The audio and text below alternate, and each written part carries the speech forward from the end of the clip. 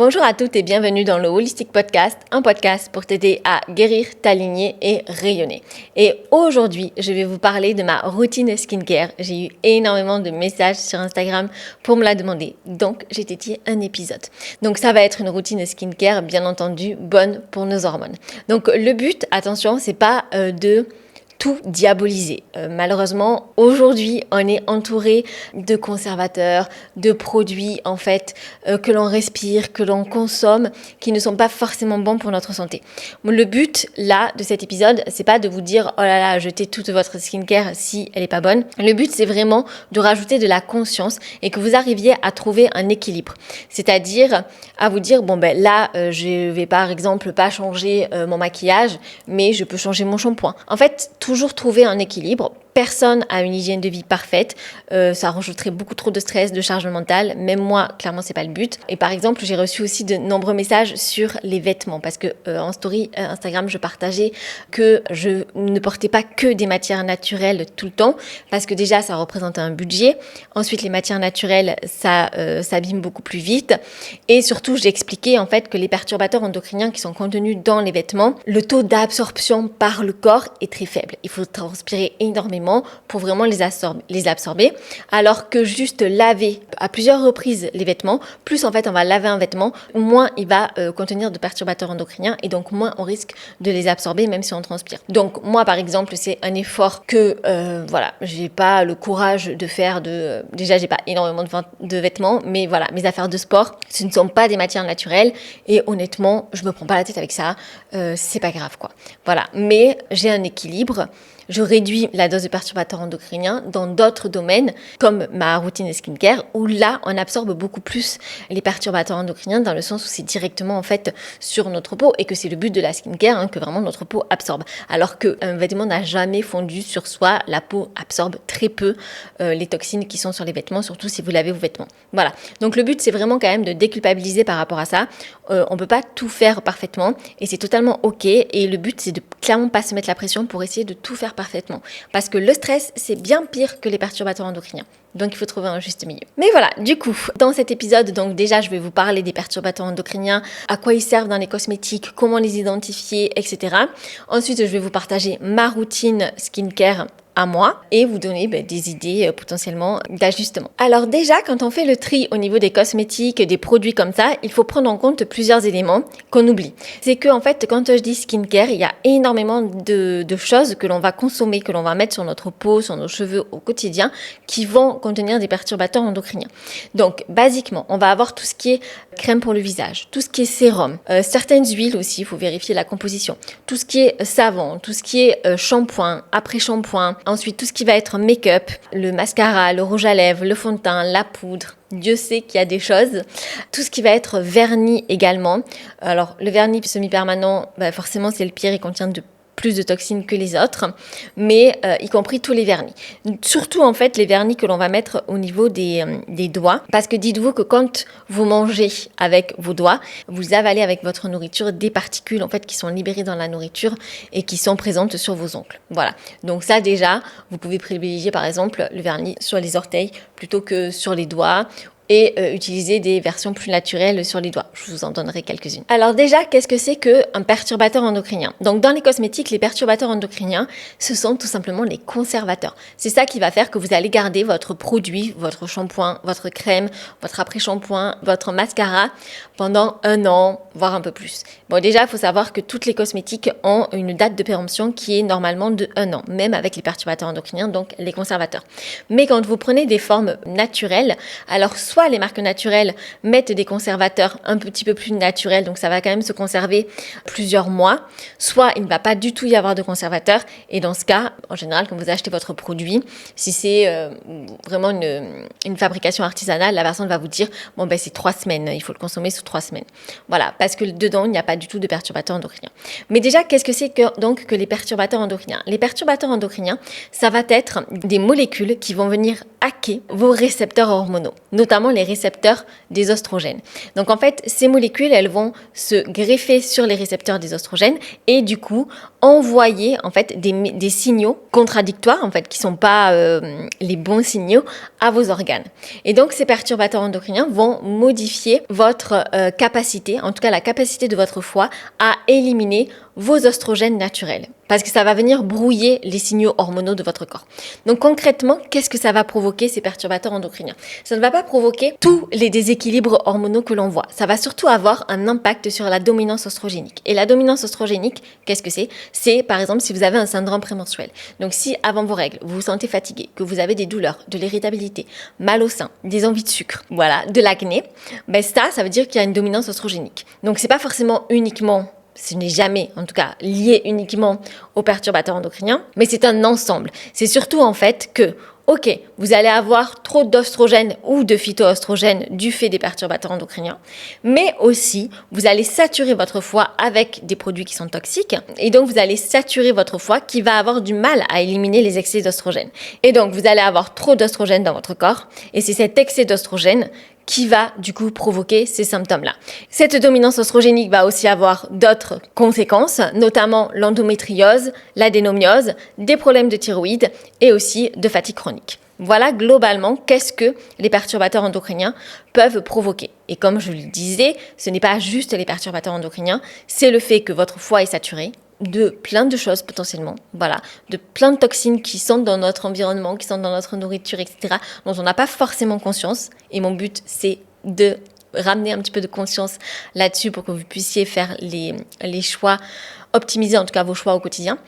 Donc, c'est que votre foie va être saturé, donc il ne va pas réussir à éliminer correctement en fait les oestrogènes que vous avez dans votre organisme. Et le but en fait, c'est vraiment pas de se dire oh je vais arrêter de manger pour stimuler mon foie. Ça, je le vois beaucoup des pratiques de jeûne pour soulager le foie. Non, en fait, ça ne sert à rien. C'est comme si vous êtes chez vous, que votre poubelle est pleine et que vous vous dites je vais arrêter de manger, comme ça va la vider. Non, en fait, vous arrêtez de manger, donc vous arrêtez peut-être de la remplir, certes, mais la poubelle, elle va pas se vider toute seule. Donc la poubelle, elle est toujours pleine en fait. Voilà. Et donc, d'arrêter de manger ne permet pas de détoxifier le foie. C'est vraiment une croyance qui n'a pas de sens, en fait. Comment on va détoxifier son foie?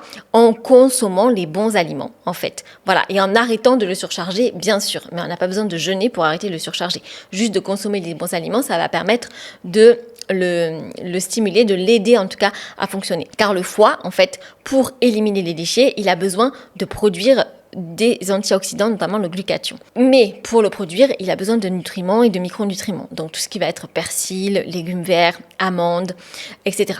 Voilà. Donc ça va permettre le fonctionnement du foie. Et tout ce qui est fibres également, donc y compris les féculents. Et donc ça, c'est vraiment hyper important à comprendre, dans le sens où cette dominance oestrogénique, sur le court terme, ça peut vous provoquer du coup les déséquilibres que je vous ai listés. Déjà, dans votre quotidien, ça va pas être forcément très agréable de vivre des humeurs changeantes, d'avoir mal au sein, d'avoir de l'acné, d'avoir des douleurs d'endométriose ou autres symptômes. Mais dites-vous que cette dominance oestrogénique, il faut la traiter. Car ça peut provoquer sur le long terme, je dis bien sur le long terme, c'est pas en 2 ans, c'est plutôt en plusieurs dizaines d'années, ça peut provoquer des cancers hormonodépendants, notamment le cancer du sein. Donc, il faut faire attention en fait à cette dominance oestrogénique. Et il faut faire attention dans le sens où, quand votre corps a des symptômes, que vous avez des douleurs, des déséquilibres comme ça, il faut pas juste les accepter en se disant oh ok, tout le monde l'a, donc voilà, je fais avec. Non, en fait, c'est votre corps qui vous parle. Votre corps, il ne peut pas vous parler avec des mots. Les symptômes, c'est son langage. Il vous dit qu'il y a quelque chose qui ne va pas, qu'il faut rééquilibrer. Voilà, il vous prévient en fait. Et il ne faut pas l'ignorer. C'est comme si votre meilleure copine vous parlait et que vous regardiez dans l'autre direction. C'est pas sympa. À un moment donné, en fait, elle va s'énerver. Votre corps, c'est pareil.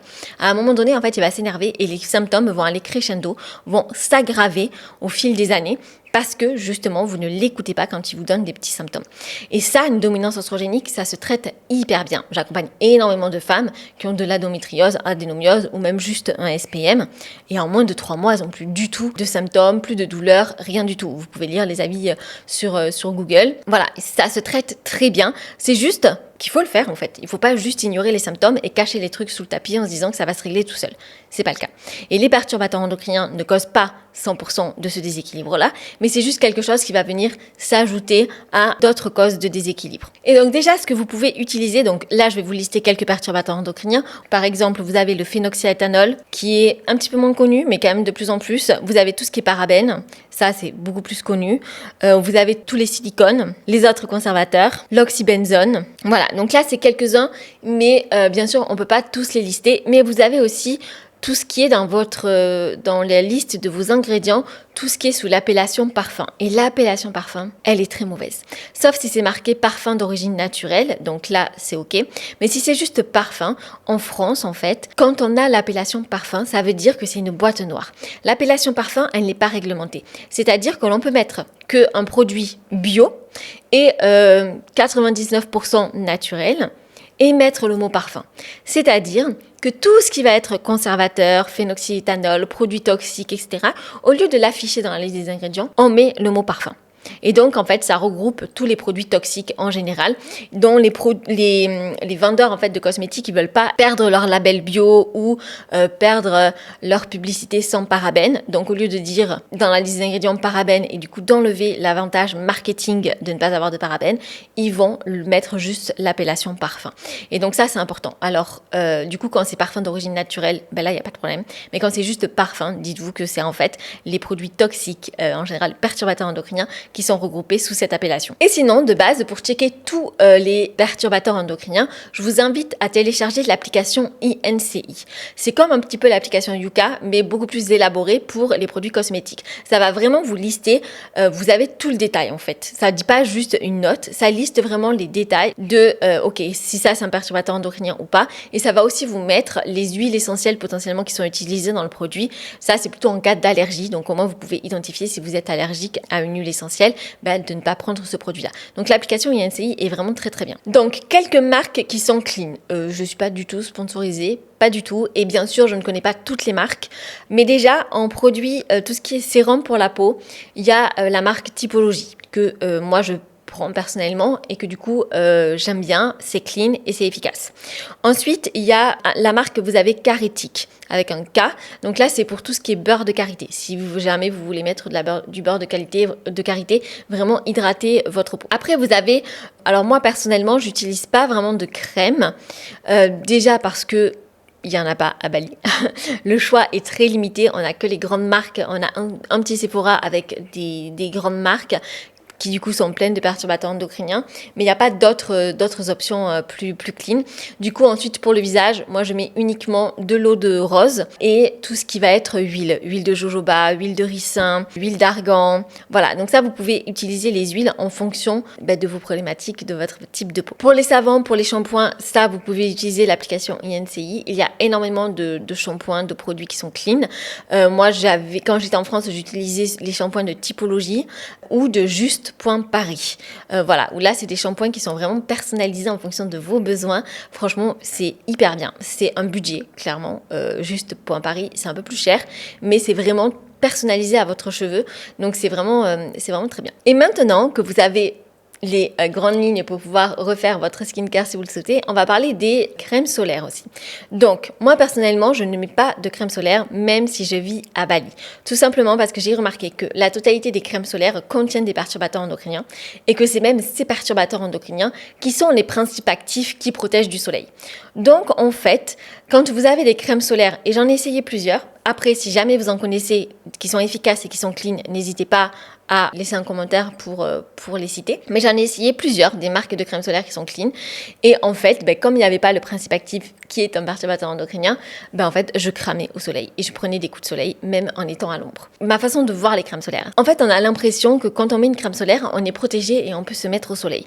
Mais en fait, c'est comme si vous mettiez de la crème solaire et que vous mettiez votre main dans un four brûlant. Ok, donc ça va peut-être protéger un petit peu, mais c'est quand même pas un super move, quoi. Voilà, donc dites-vous que, en fait, aller au soleil quand ça brûle, Déjà, une crème solaire, elle ne protège pas à 100%. Même si c'est du 50 et tout, ça ne protège pas à 100%. Dans tous les cas, vous allez cramer. Mais ça, en fait, il faut le ressentir. Quand vous allez au soleil et que vous cramez, ben juste n'y allez pas. Le soleil, c'est très bon pour la santé. Beaucoup de personnes sont carencées en vitamine D. Donc, il faut prendre le soleil. Mais il faut le prendre de façon intelligente, c'est-à-dire le matin quand il est bas et le soir quand il est bas.